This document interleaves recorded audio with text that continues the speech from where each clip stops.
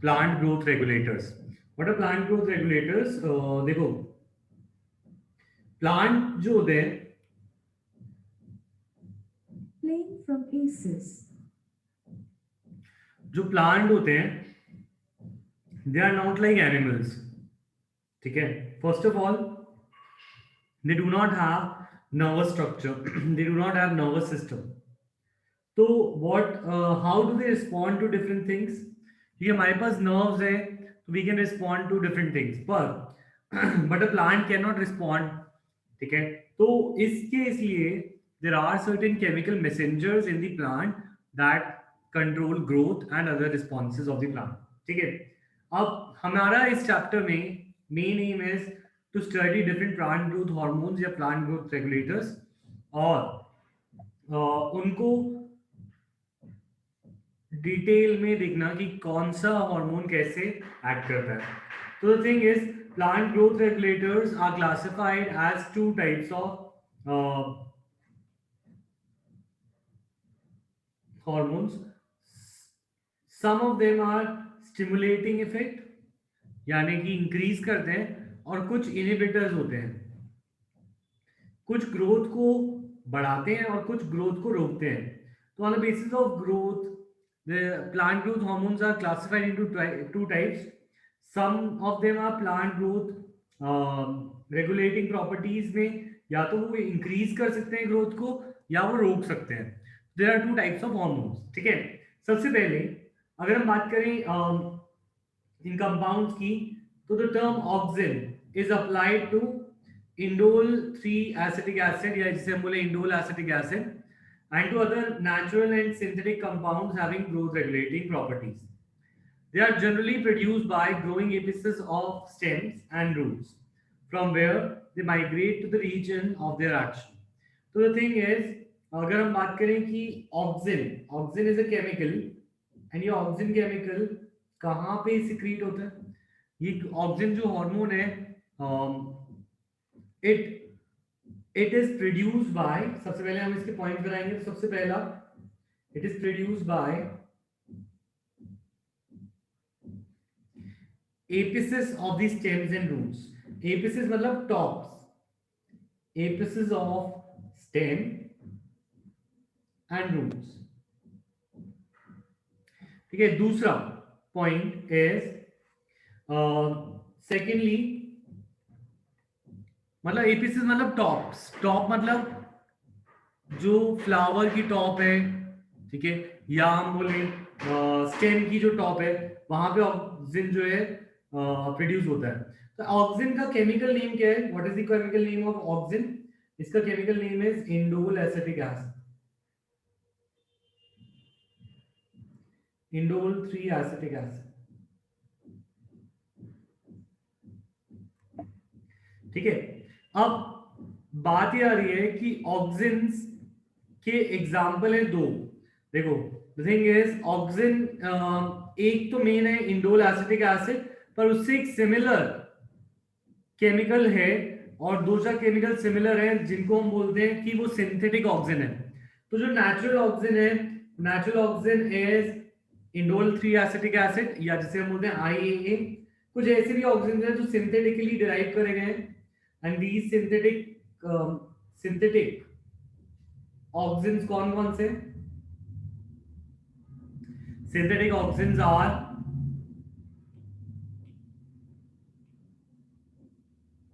Indole butyric acid.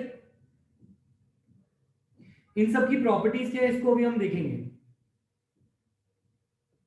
जिसे बोलते हैं IBA. And then there is naphthalene acetic acid,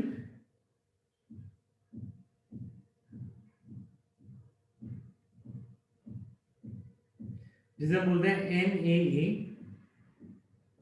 एक और है, दैट इज 2,4-D. 2,4-D इज 2,4 dichlorophenoxy acid, acetic acid. 2,4 dichlorophenoxy acetic acid.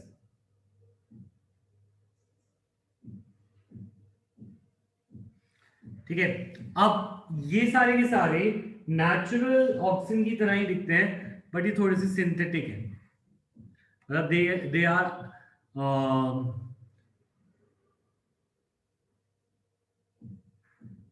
अच्छा सॉरी, एक चीज गलत हो गई यहाँ पे।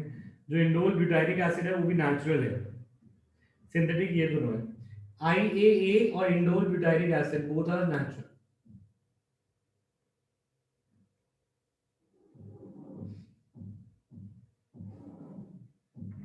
ठीक है।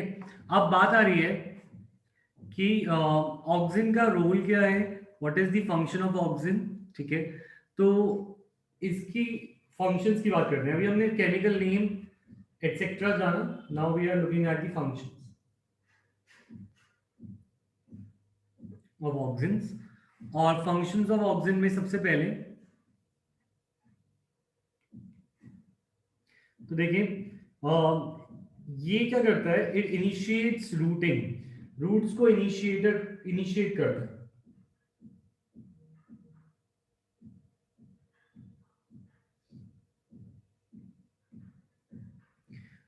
इनिशिएट्स रूटिंग, ठीक है।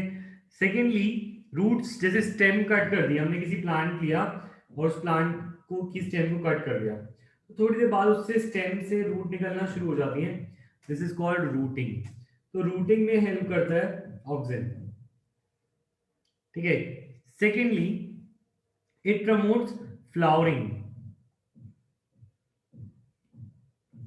It promotes flowering,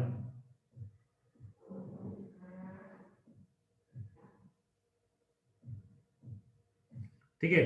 third, what does it do, देखो इट एग्जाम्पल भी लिख सकते हैं। तो फ्लावरिंग किसमें प्रमोट करता है, इट फ्लावर जल्दी आने में हेल्प करता है। इन विच प्लांट्स, पाइनएप्पल जैसे प्लांट्स,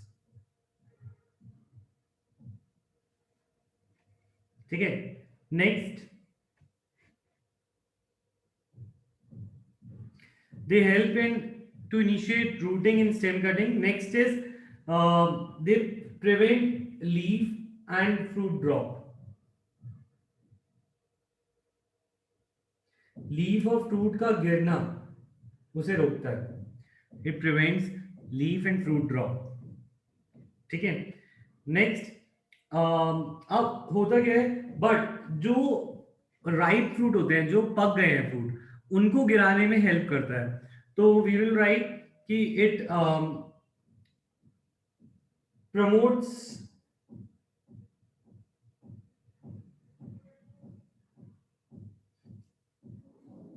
एब्सिशन, एब्सिशन मतलब जो मेच्योर पार्ट्स हैं उनको फॉल कराता है। तो abscission of mature leaves and fruits, मतलब जो यंग लीव्स एंड फ्रूट्स हैं उनको नहीं गिरने देता, और जो ओल्ड लीव्स एंड फ्रूट्स हैं उन्हें गिरने देता है, ठीक है।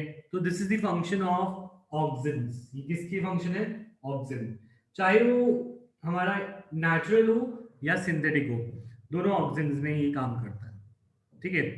देन अब बात आ रही है एक और प्रॉपर्टी की, और वो प्रॉपर्टी है एपिकल डोमिनेंस। तो एक फिनोमेना है, व्हाट इज एपिकल डोमिनेंस। तो देखो ज्यादातर जो ग्रोइंग प्लांट्स होते हैं, ग्रोइंग प्लांट्स के अंदर जो ऊपर उगने वाली, तुमने देखा ना, प्लांट्स कुछ ऐसे प्लांट्स होते हैं जो ऊपर ही उगते हैं, ऊपर ही जाते हैं लेंथ वाइज, ठीक है। तो जो हमारे ऊपर वाले शूट टिप्स होती हैं, ठीक है, तो इन्हें हम बोलते हैं एपिकल बड्स। इन्हें क्या बोलते हैं, एपिकल बड्स। तो ये जो एपिकल बड्स अगर ये ग्रो करें तो इट ऑक्सीजन इनहिबिट्स, ऑक्सीजन क्या करता है, इनहिबिट करता है लेटरल बड्स को। जब उसका मेन ब्रांच ऊपर जा रही है तो उसकी साइड ब्रांच को वो रोक देता है, so that length wise plant क्या हो जाए, लेंथ वाइज ये बड़ा हो जाए प्लांट, ठीक है। और अगर हम उसकी शूट्स को कट कर दें, मतलब हम जो टॉप वाली एपिकल बर्ड है उसे कट कर दें, तो इस केस में जो लेटरल शूट्स हैं वो डेवलप करना शुरू हो जाती है, तो लेटरल शूट स्टार्ट डेवलपिंग। तो इसे क्या बोलते हैं? This is called hedge making. Hedge making मतलब जो गार्डनिंग करते हैं वो क्या करते हैं, झाड़ी बनाने के लिए वो ऊपर वाली लीव्स को, ऊपर वाली शूट स्टेम्स को कट कर देते हैं, सो दैट जो प्लांट है वो नीचे की साइड थोड़ा वाइड हो जाए। This is called hedge making.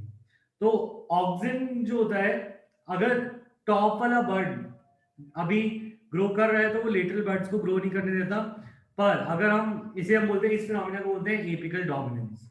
तो इज दिस क्लियर कि what is apical dominance? Yes और नो?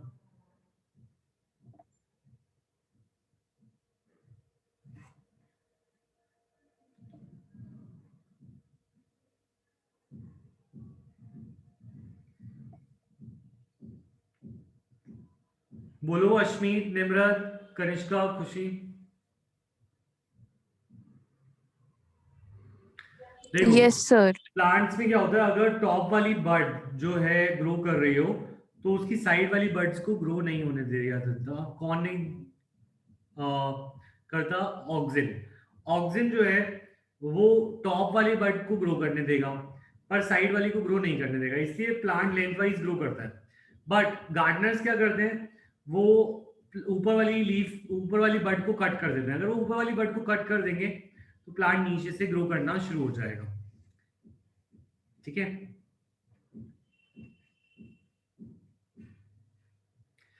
हाँ, क्योंकि उनको हम कट नहीं करते ना, खुशी, तो इस वजह से। But on the other hand हम बाकी ट्रीज को यूजुअली कट कर देते हैं तो वो साइडवेज ग्रो करता है। वो अलग अलग ट्रीज होते हैं, स्पीशी पे भी डिपेंड करता है ना कि कौन सी species straight lengthwise grow करती है, कौन सी नहीं करती। एवरग्रीन में, एवरग्रीन फॉरेस्ट में जो उगते हैं उनके पॉइंटेड एंड्स होते हैं। ठीक है? Nitansh, are you there? Nimrat, Kanishka. Yes sir.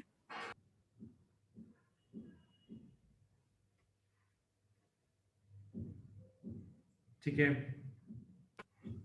Sir am I Audible? अब बात आ रही है ऑक्सिन की। तो ऑक्सिन एक और काम करता है। Auxin induces sir parthenocarpy.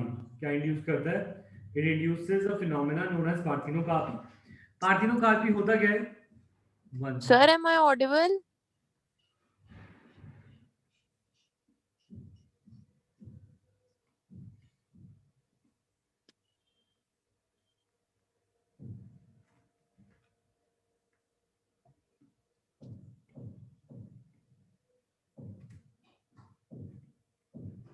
Sir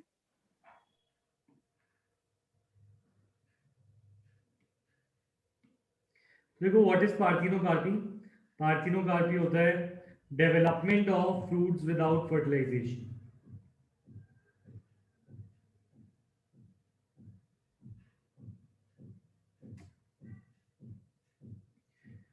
देखो, तुमने कभी बनानास में सीड्स देखे हैं? यस और नो? निम्रत, एक सेकेंड रुको, मुझे आवाज नहीं आई अभी तक, रुको। आप बोलना निम्रत। हाँ, अब आ सर रही एम आई ऑडिबल? है। यस, अब आ रही है। कोई क्वेश्चन था? नो सर, वो आप बोल रहे थे ना कि हो क्लास में, तो सर वो मैं यस सर बोल रही थी उसमें। देखो, पार्थिनोकार्पी क्या होता है? Parthenocarpy is development of fruit without fertilization. तुमने बनानास देखे हैं without any, with seed? No. But होते हैं बनानास में सीड होना चाहिए क्योंकि वो फ्रूट है, फ्रूट में सीड होना चाहिए। पर अब हम एक ऐसी टेक्निक जानते हैं जिसमें हम फ्रूट्स बना सकते हैं without fertilization and without seeds. Development of fruit without fertilization is called parthenocarpy. Parthenocarpy क्या है? It is development of fruit without fertilization. ठीक है? तो जो पार्थिनोकार्पी है ये कैसे करी जाती है? ये ऐसे करी जाती है जैसे अगर सपोज हमें ये बनाना पे करनी है तो व्हाट दे डू इज, ये जो फ्लावर जैसे पार्ट्स पर ऑक्सिन का हार्मोन लगा देते हैं। तो जो फ्लावर वाला पार्ट होता है वो खुद ही फ्रूट बन जाता है। पर क्योंकि उनमें फर्टिलाइजेशन नहीं हुई और seeds are produce due to fertilization, तो जो फीमेल पार्ट है वो सीधा ही फ्रूट बन जाता है विदाउट इवन पॉलन ग्रेन की जरूरत ही नहीं रहती, female part directly converts into fruit. ठीक है, अच्छा तो अगर हम बात करें जो ऑक्सिन्स है उनको टोमेटोज पर यूज किया जाता है। टोमेटोज पे क्यों यूज किया जाता है? सो दैट पार्थिनोकार्पी हो सके।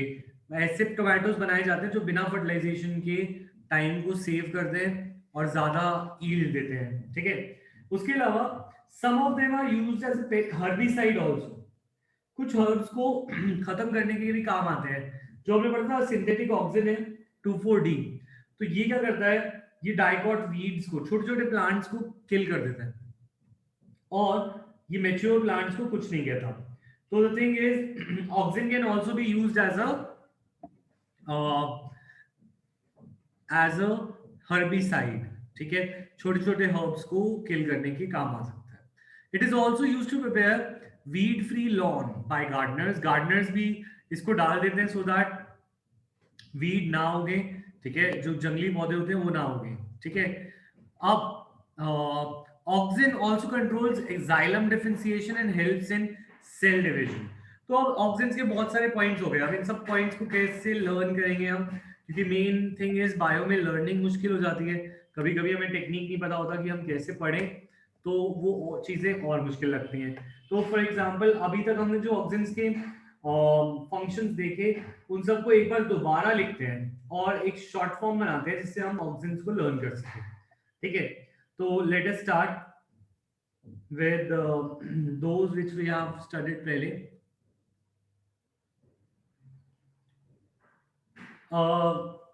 तुम पूछना चाह रहे हो खुशी की ऐसे टोमेटोज जो बिना फर्टिलाइजर के और जल्दी उगते हैं, तो क्या ये हार्मफुल टोमेटोज हैं, ये पूछ रहे हो?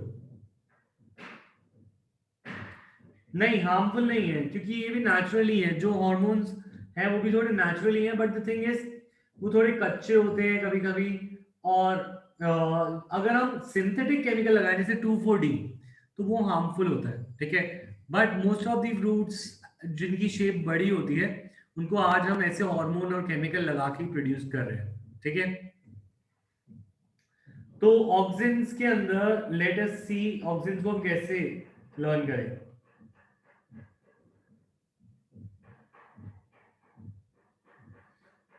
तो ऑक्सिन्स का जो रोल है that is first it helps in routing, then we studied flowering, then we studied drop को प्रिवेंट करता है, एंड फिर हमने पढ़ा it is used in abscission. उसके बाद हमने पढ़ा पार्थिनोकार्पी में भी इसका रोल है, और then it can be used as a herbicide.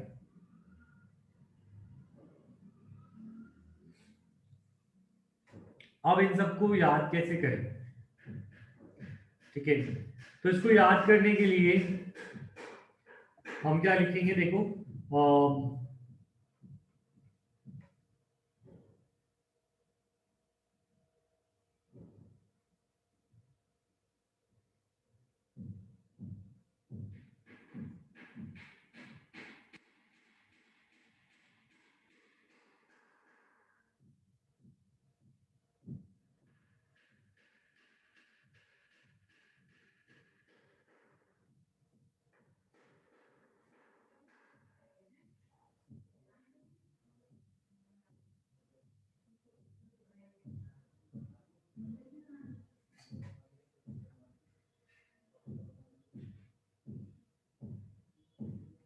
ठीक है, तो देखो मैंने क्या बनाया, मैंने इसे बनाया अब पढ़ लो।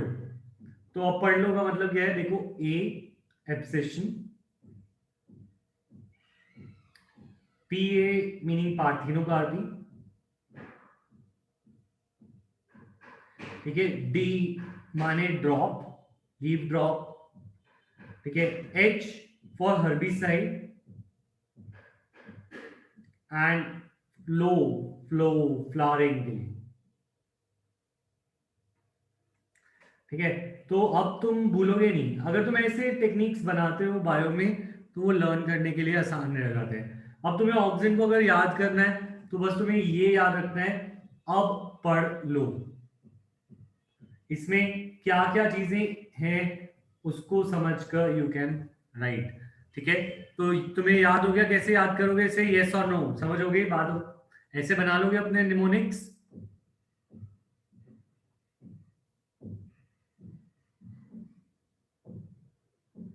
ठीक है, अच्छा नेक्स्ट नेक्स्ट इज जिबरलिंस। देखो जिबरलिंस, जिबरलिंस भी एक प्रमोटरी या स्टिमुलेटरी, जिसको हमने स्टिमुलेटिंग लिखा था ना उसको तुम प्रमोटरी भी लिख सकते हो। प्रमोटरी मतलब जो स्टिमुलेट करता है ग्रोथ को एटसेट्रा, तो तुम उसे प्रमोटरी लिख लो। दो तरह के हॉर्मोन्स हैं regulators, one is promotory and second is inhibitory, है ना।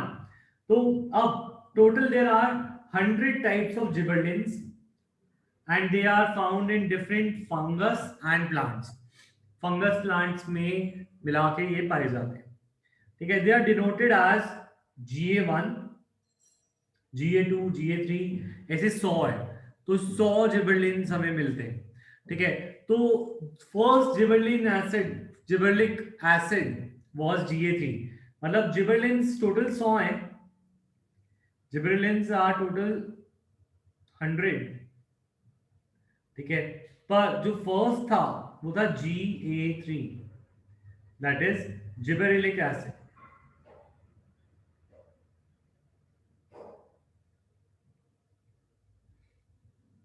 ठीक है, जिबरेलिक एसिड जो है वो सबसे ज्यादा पढ़ा, उसको बहुत ज्यादा स्टडी किया गया and it is most intensively studied. ठीक है, तो अब द थिंग इज सारे के सारे जिबरलिन्स एसिडिक होते हैं, तो ये भी याद रखना है कि जिबरलिन्स यूजुअली आर एसिडिक। ठीक है,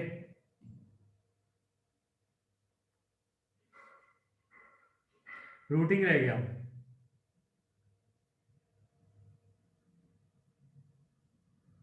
इसके आगे तुम रो लगा दो, रो, पहले रो फिर अब पढ़ लो। ठीक है,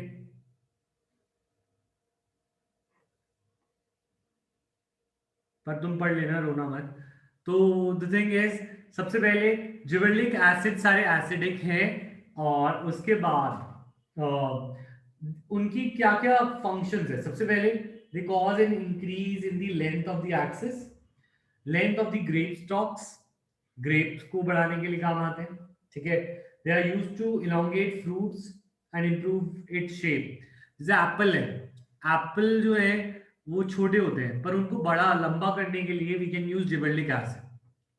ठीक है, they also delay senescence. Senescence का मतलब क्या होता है, सेनेसेंस मीन्स ओल्ड एज, तो ओल्ड एज को ये नहीं आने देते, तो सेनेसेंस को रोक देते हैं। ठीक है, अब ये फ्रूट्स को, the fruits can be left on a tree longer so as to extend the market period and is to speed up the malting process in the brewing industry। तो यहाँ पे क्या कह रहे हैं कि देखो होता क्या है, फ्रूट्स को हम ट्रीज से उतार लेते हैं राइट, तो अगर हम ट्रीज पे फ्रूट्स को थोड़ा टाइम रहने दें, ठीक है, तो इससे होता क्या है,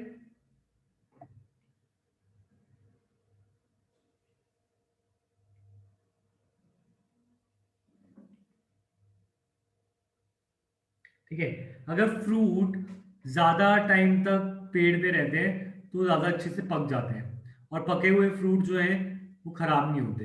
पर अगर कच्चे फ्रूट होंगे तो they will get spoiled in the market. तो अगर हम ये हार्मोन लगाते हैं तो फ्रूट ज्यादा टाइम तक पेड़ पे रहते हैं, वो गिरते नहीं है, और अगर वो गिरेंगे नहीं तो उनका मार्केट पीरियड एक्सटेंड हो जाएगा, मार्केट में भी वो ज्यादा देर तक रह पाएंगे। ठीक है, और इसको यूज किया जाता है to speed up the malting process in the industry. Brewing industry क्या होता है, ब्रूइंग इंडस्ट्री होता है जो वाइन, लिकर, अल्कोहल एटसेट्रा बनाते हैं, तो वहां पर एक प्रोसेस होता है मॉल्टिंग। मॉल्टिंग कैसे किया जाता है? यू नो जो वाइन है it is made from grapes, ठीक है। सिमिलरली अलग अलग अल्कोहल्स अलग अलग चीजों से, जैसे जो बियर है that is made from wheat, है ना, एटसेट्रा। तो ये गिबरलिक एसिड को यूज करके उन प्रोसेसेस ऑफ मेकिंग अल्कोहल उसको स्पीड अप कर सकते हैं। We can speed up the process of making wine, whisky, rum by using gibberellic acid Ga3, ठीक है। उसके बाद कह रहे हैं sugar cane stores carbohydrate as sugars in them stem. अगर हम शुगर केन की स्टेम पर स्प्रे कर दे जिबरलिक एसिड, देखो शुगर केन की जो स्टेम है, जो वो क्या करती है, इट स्टोर्स शुगर, उस शुगर को क्या करती है, स्टोर। तो अगर इसके ऊपर हम जिबरलिक एसिड लगा दें तो जिबरलिक एसिड से इसकी स्टेम की लेंथ बढ़ जाएगी, और लेंथ बढ़ने से शुगर कंटेंट भी बढ़ जाएगा, चीनी ज्यादा मिलेगी हमें शुगर केन से। तो ये भी इसका फायदा हो गया, ठीक है। और ये कितना इंक्रीज करता है, छोटा मोटा नहीं, 20 टन पर एकड़, बहुत ज्यादा होता है। तो इस हार्मोन को यूज करके we can increase the production of sugar to a large extent, ठीक है। उसके अलावा जो छोटे प्लांट्स होते हैं कॉर्निफर्स, ठीक है, जो ड्राइड अप लगते हैं थोड़े, तो उनसे मेच्योरिटी जल्दी आती है। अगर हम यंग प्लांट्स पे, यंग कॉर्निफर्स पे, these are like shrubs only, उन पे जब हम ये डाल देते हैं Ga, तो ये जल्दी से मेच्योर हो जाते हैं, और मेच्योर जल्दी होने से इनका सीड का प्रोडक्शन भी जल्दी होता है, तो सीड जल्दी मिलेंगे, ठीक है। हाँ, तो yes this is done, correct. Sugar cane के ऊपर डाल देते हैं, शुगर केन लंबा होता है और ज्यादा चीनी उससे निकलती है, ठीक है। नेक्स्ट, उसके बाद जिबरलिन्स की बात करें, also promote bolting, internode elongation just prior to the flowering in cabbages etcetera. तो क्या करते हैं, बोल्टिंग का क्या मतलब क्या होता है, तुम्हें पता है जो कैबेजेस हैं, कैबेजेस के अंदर जो हम खाते हैं वो actually it is stem, stem के ऊपर लगी लीफ। जो तुमने कैबेज खाते हो, जो ग्रीन कैबेज होती है, पत्ता गोभी जिसे हम बोलते हैं, वो कैबेज एक्चुअली में लीव्स होती हैं, क्योंकि पत्ता मींस लीफ, ठीक है। तो जो ये कैबेज वगैरह होती है, इनकी जो लीफ निकलती है, लीफ हमेशा नोड से निकलती है, ठीक है। नोड से क्या निकलती है, लीफ, और ये लीफ जो है हम खाते हैं।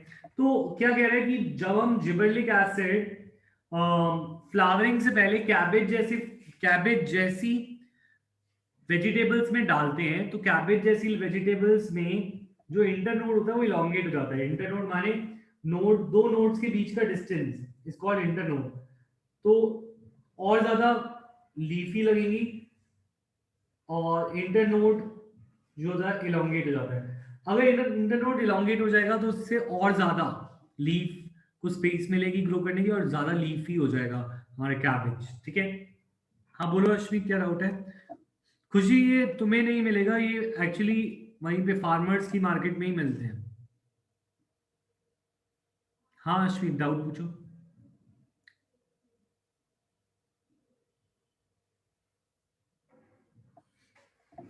अब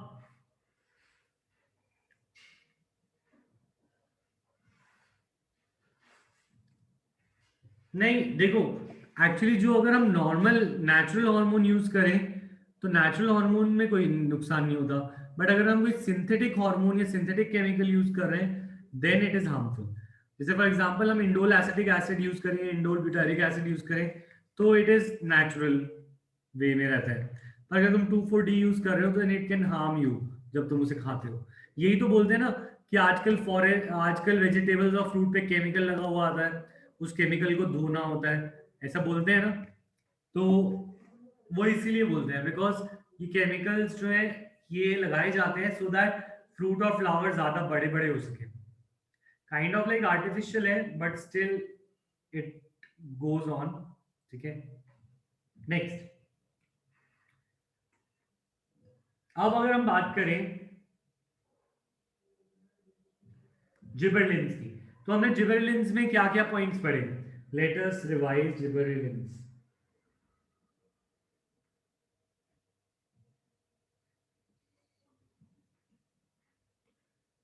सबसे पहले it increases the length of the axis. Secondly, it elongates the fruits. Fruit को क्या करता है? elongate. थर्ड, हम शेप इंप्रूव भी बोल सकते हैं. Improve shapes. ठीक है. थर्ड, ठीक है, तो ये लॉन्गर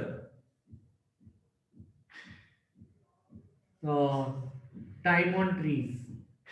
ट्रीज पे ज्यादा टाइम तक फ्रूट रह सकते हैं. 1 सेकेंड, स्क्रीन नहीं आ रही.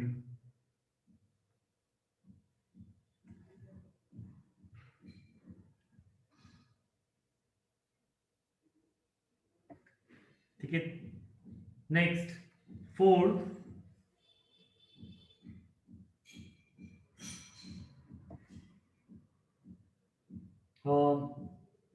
increase yield of sugarcane.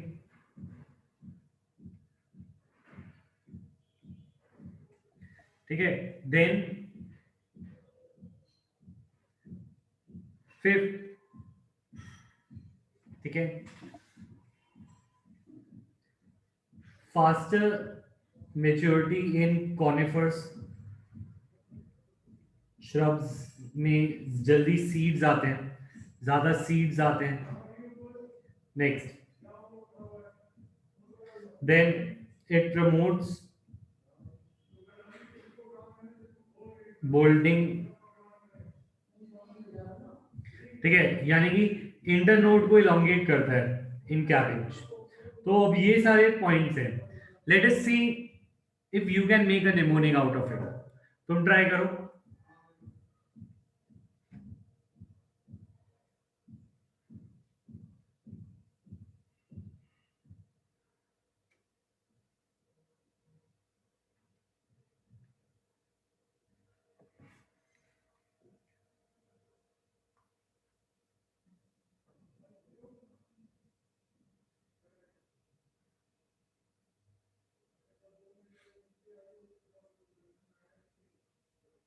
अच्छा, मैंने तो बना लिया. मैंने बनाया ले लो इन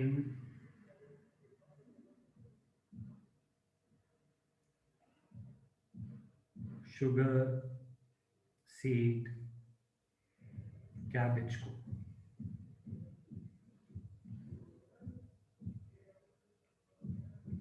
ठीक है, निमोनिक मेरा है ले लो इन शुगर सीड कैबेज को. ठीक है, अब मुझे याद हो गया. Length of axis, longer time on trees. अच्छा, इलोंगेशन ऑफ फ्रूट. ठीक है, जो तुम इसको ऐसे भी याद रख सकते हो, ले लो इन शुगर सीड कैबेज को. ठीक है, तो L for length,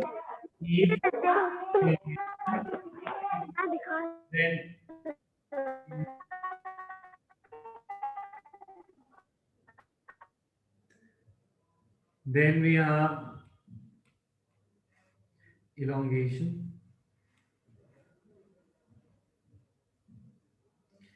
LO for longer time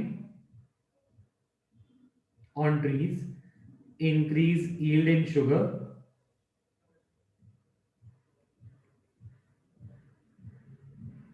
ठीक है, seed, early seed in conifers.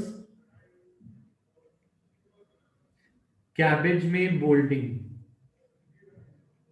या फिर लॉन्गेशन ऑफ नोट्स।